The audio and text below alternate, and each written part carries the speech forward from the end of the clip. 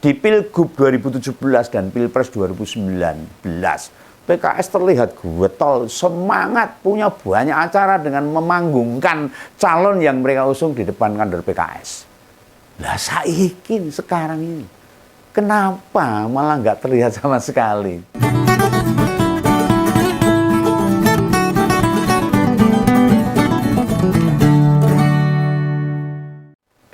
Setelah beberapa survei menyebut elektabilitas pasangan Ridwan Kamil Suswono disalip sama Mas Pram dan Bang Dul, seperti yang tak kupas kemarin tuh, akhirnya Pak Sus ngeluarin pendapat juga. Mungkin ya terganggu pikirannya itu. Lalu yang sering dikutip wartawan itu kan Pak Ridwan Kamil itu. Ya, jadi Om Begawan ya jarang bahas Pak Suswono, itu jarang. Kecuali ketika dia kepleset mengatakan janda-janda kaya suruh nikahin perjaka pengangguran, itu ya itu baru itu aja. Nah kemarin kan bahas ya tentang jenis-jenis itu yang saya bahas Pak Suswono itu. Nah gimana kata Pak Sus itu, intinya tidak terlalu mengganggu katanya untuk surveinya. Ah beneran ini Pak Suswono nggak ganggu, yakin tidak gelisah dengan hasil survei. Masa nggak kepikiran belas Pak Sus, yang bener loh ini. Ingat loh, ini mau pilkada buat Jakarta, buat ibu kota saat ini, belum di IKN, masih di Jakarta. Bukan pilkada di pelosok Wonosobo atau Kabupaten Serang sana. Pernyataan tidak mengganggu itu, malah bisa tak simpulkan sebaliknya kalau ini kekernya Begawan. Politisi kan sukanya sen kiri beloknya kanan, kayak Gatot Kaca itu. Bicaranya soal tahu tapi ngarepnya yo ora tahu. Atau bilang tahu tapi jane pengennya tempe, ya bener. Gitulah politisi itu. Nah, elektabilitas setidaknya itu mempersepsikan komposisi atau menggambarkan kemungkinan yang dekat dengan kasunyatan, kenyataannya yang akan terjadi. Yang saat ini terjadilah. Memotret kondisi faktual di masyarakat, pilihan masyarakat itu survei, tapi bukan survei abal-abal. Kalau survei abal-abal nggak survei hasilnya muncul. Ini survei yang punya kredibilitas, yang punya proses yang benar. Bagaimana dukungan para calon kepala daerah saat survei dilakukan? Nah, gambaran unggulnya pasangan Mas Pram dan Bang Dul Rano Karno ini di survei versi LSI sama Kompas. Ini bikin keder Pak Sus juga ini. Mungkin loh ini. Kita dia bilang, oh nggak masalah, nggak apa-apa. Ini jadinya udah diduk. Oh ini bisa tak rasakan. Apa Pak Sus jadi rodok ger gitu ketika membaca hasil survei yang memenangkan pasangan Mas Pram dan Bang Dul. Tapi dia ungkapannya ngomong, nggak apa-apa. Nah politisi ya gitu. Lah pas dengar kabar lembaga survei Poltreking yang kena sanksi dari asosiasi lembaga survei itu loh. Di survei Poltreking kan mereka diunggulkan elektabilitasnya. Lah ngompol selak wis do krungu to kabar itu yang kemarin saya ungkapkan, saya bahas itu. Nek Poltreking salah satu lembaga survei yang kebetulan merilis hasil survei pasangan Ridwan Kamil dan Suswono itu unggul. Ya akhirnya kena sanksi. Tapi ya lucu ini. Nah intinya ini diklarifikasi sama Dewan Ahli Lembaga Survei.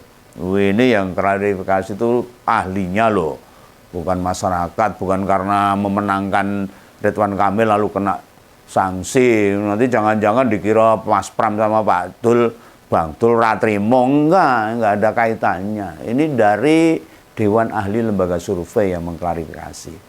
Nah, klarifikasinya itu metode dan tetek bengeknya itu harus didalami. Soalnya berdasarkan survei terbaru itu.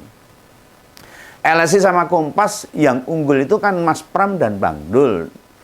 Dengan cara metodologi yang benar sesuai dengan cara kerja lembaga survei. Loh ini kok beda? Beda sendiri hasilnya ini. Nah, cek aja ngompol episode kemarin itu. Wis tak beda tuh.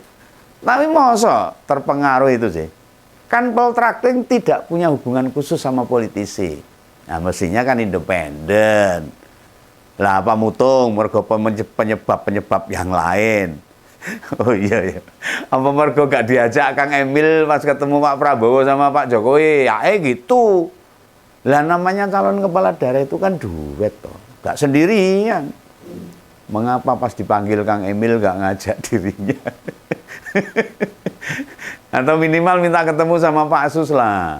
Apa yang ditinggal gitu aja lah sepertinya. Ini Pak Asus mutung. Kesannya kan jadi kayak ada masalah dari pasangan RK dan Pak Sus ini. Nah, Pak Jokowi ketemu beberapa calon kepala daerah itu. Ya berdua tuh, satu pasang.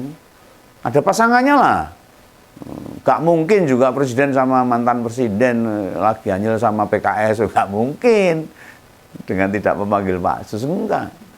Bukannya PKS termasuk unsur atau faktor plus-plus. Di Kim plus-plus. Bagian dari Kim plus-plus itu. Lah mengapa dua presiden itu gak meminta ketemu sekalian sama bekas Menteri Pertanian? Nah, wong pas ketemu dengan Pak BY itu loh, Pak Sus ikut juga nggak apa-apa kok, nggak ada masalah.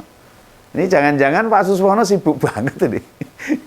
Makanya Pak RK nggak ngajak dirinya, mungkin juga sibuk bisa, makanya nggak diajak atau lagi kampanye lah. Nggak mungkin juga dikarenakan dahar akeh terus Pak RK pekewo, nggak masalah itu. Pada perilakunya yang kadang menyinggung Pak Prabowo sama Pak Jokowi. Nah sebagai politisi senior kan wis bisa menjaga diri, gak sembarangan lah. Apa karena pernyataan Pak Sus kemarin? Nanti bikin Kang RK gak malu mengajak Pak Sus, ya bisa aja. Nah Pak Sus itu kan bukan anak kecil lagi, bukan TikToker, bukan influencer medsos juga. Yang pas ketemu tokoh malah dijadikan bahan postingan yang lucu-lucu kan nggak gitu. Oh ini tokoh ini Pak Suswono itu. Apa ada pengaruh dari Bang Fahri Hamzah? Ada ya? Yang kasih masukan itu. Boleh nemui Cagup Jakarta asal gak ngajak pasangannya. Wah gitu. Lah Bengawan nggak percaya gituan. Ini urusannya wes hal yang berbeda ini. Lah kok PKS sebagai partainya Pak Suswono gak protes sama Bang Ridwan Kamil. Oh ini kaderku orang mbok aja nih piye ini. Lah kalau sering ditinggal ketika nemui tokoh Pak Suswono ini kan agak aneh ini. Kan Ridwan Kamil itu pasangannya Pak Suswono, pasangannya Ratu Dijak, sesuai cerai bahaya loh. Ini unik lucu nih. Atau menimbulkan tanda tanya besar bagi Om Begawan dan masyarakat kebanyakan. Nah itu jangan-jangan ini dampak pernyataan Pak calon wakil gubernur terakhir kemarin itu. Tak ulangin lagi dia. Bicara janda kaya harus menikah pemuda pengangguran. Ini mungkin itu. Lalu tak pikir-pikir apa urusannya dengan Pak Prabowo sama Pak Jokowi. Kelihatannya juga nggak ada. Nggak ada masalah lah. Tapi nanti dulu. Buat Pak Prabowo itu ya mungkin ada. Ada masalahnya.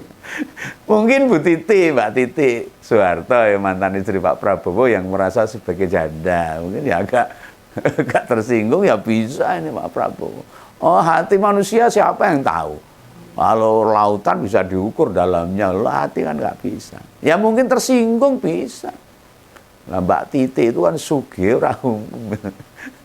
mantan istrinya Pak Prabowo itu. Anak mantan presiden 32 tahun, pasti kaya raya. Ya, siapa anaknya Pak Harto yang ora sugih? Semua kaya raya. Dan dia bisa tersinggung. Mbak Titi itu bisa tersinggung dengan pernyataan Pak Suswono yang akhirnya merembet ke Pak Prabowo, ya bisa. Merasa disuruh nikahi pemuda pengangguran. Nah dulu zaman muda saja lebih memilih Pak Prabowo loh. Masa sekarang malah disuruh nikah lagi, yang nggak mau. Sama pengangguran lagi. Kan kacau itu lagi omongannya Pak Suswono itu. Nah, nek babakan ini saya agak setuju ini. Soal kepastiannya apa begitu saya juga nggak ngerti deh. Lah Mbak Titi ini mesti wis berumur. Sekarang ya masih berkiprah di politik kok. Malah dia punya jabatan penting sebagai Ketua Komisi 4 DPR RI.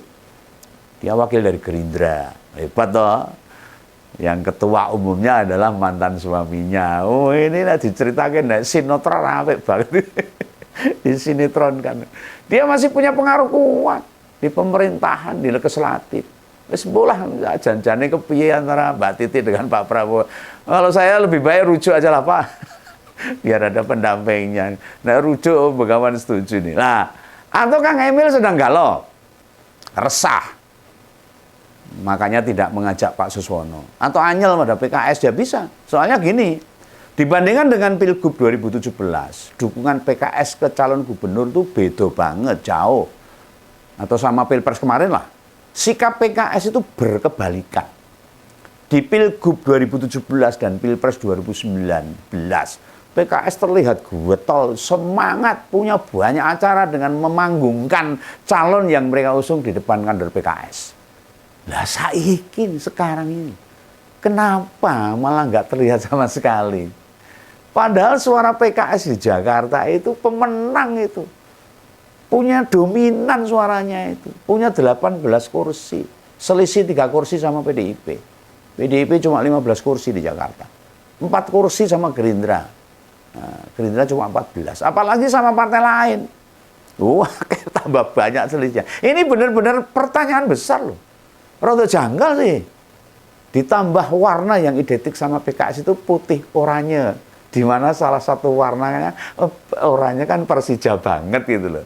Ya akhirnya PKS sepertinya ya mendukung oranye, dukung Persija. Nggak dukung biru.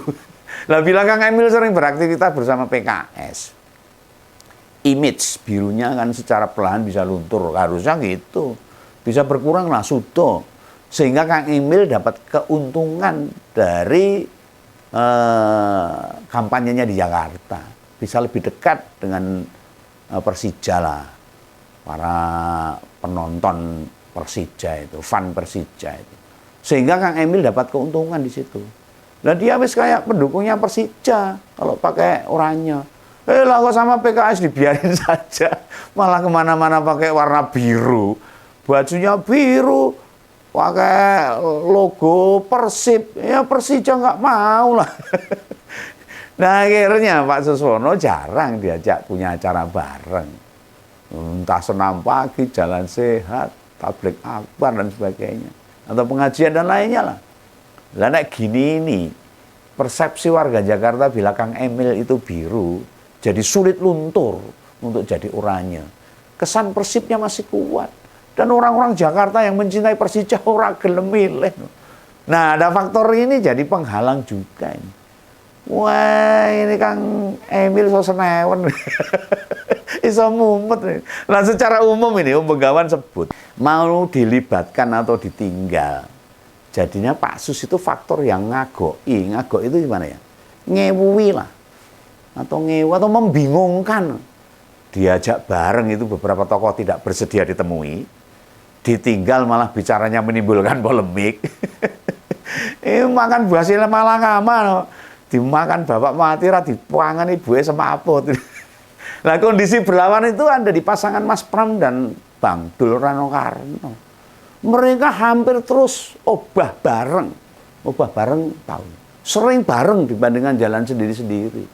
Lalu misalnya terpisah, cara mereka berkomunikasi dengan orang itu dengan masyarakat rakyat warga Jakarta. Oh itu saling melengkapi. Jawabannya itu selalu melengkapi antara Mas Pram dengan Bang Dul.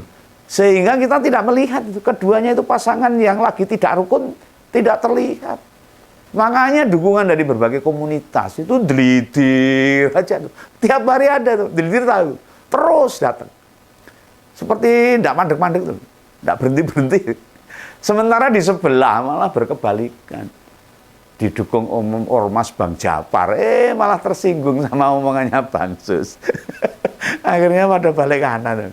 Nah, hanya saja ini, durasi coblosan itu kan tersisa 3 minggu lagi, tanggal 27 November ini.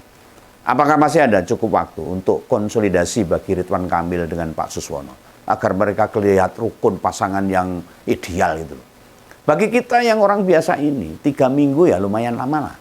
Ning buat para calon kepala daerah itu waktu yang sempit, pendek.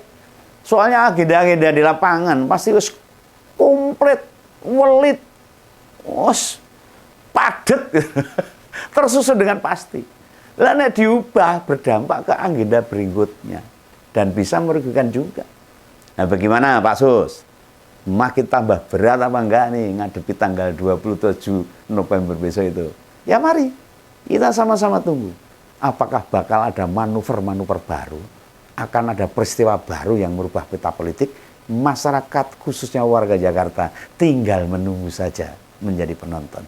Tapi saya ingatkan, saya memberikan pesan kepada warga Jakarta, jangan salah memilih pemimpin Anda untuk mensejahterakan rakyat warga Jakarta. Gitu ya, pesan kawan, salam kawan, salam ngumpul. Dadah.